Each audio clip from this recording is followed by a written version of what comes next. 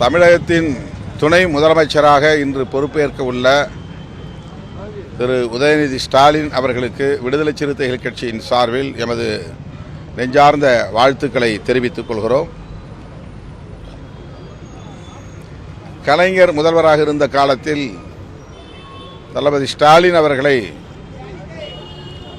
துணை முதலமைச்சராக கலைஞர் நியமித்ததை நாடு அறியும். கலைஞருக்கு அன்று ஸ்டாலின் அவர்கள் எந்த அளவுக்கு உற்ற துணையாக இருந்து ஆட்சி நிர்வாகத்தில் பணிபுரிந்தாரோ அதேபோல இன்று முதல்வராக செயல்பட்டு கொண்டிருக்கிற தளபதி ஸ்டாலின் அவர்களுக்கு உதயநிதி ஸ்டாலின் அவர்கள்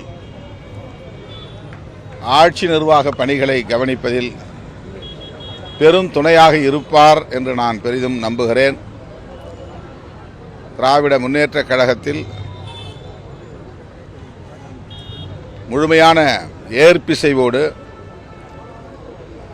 முதல்வர் இந்த முடிவை எடுத்திருக்கிறார் என்று விடுதலை சிறுத்தைகள் கட்சி வாழ்த்துக்களை உரித்தாக்குகிறது.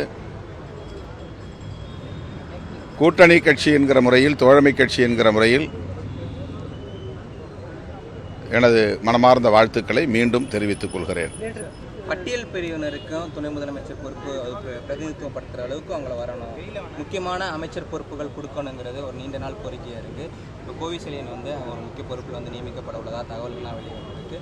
தொடர்ந்து இதுக்கு அடுத்து துணை முதலமைச்சராக ஒரு பட்டியல் பிரிவினர் நியமிக்கிறதுக்கான சூழல் தமிழ்நாட்டில் உருவாகுமா? அதற்கான வாய்ப்புகள் இருக்காது? ஆளுங்கட்சிக்கு உள்ள சுதந்திரம், ஆளுங்கட்சிக்கு உள்ள உரிமை, ஆளும் கட்சி தம்முடைய கட்சியில் உள்ள முன்னணி தலைவர்களுடைய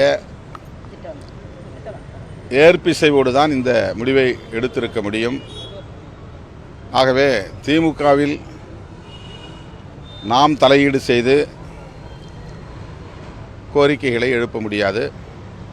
பொதுவான முறையில் எளிய மக்கள், நீங்கள் குறிப்பிட்டதைப் போல பட்டியல் சமூகத்தை சார்ந்தவர்கள்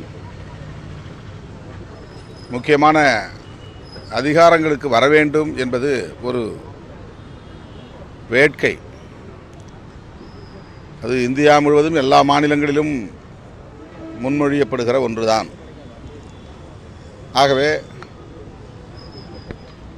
விடுதலை சிறுத்தைகள் கட்சி இன்னொரு கட்சியின் கூட்டணி கட்சியாக இருந்தாலும், தோழமை கட்சியாக இருந்தாலும், இன்னொரு கட்சியின் முடிவுகளில் தலையிட முடியாது.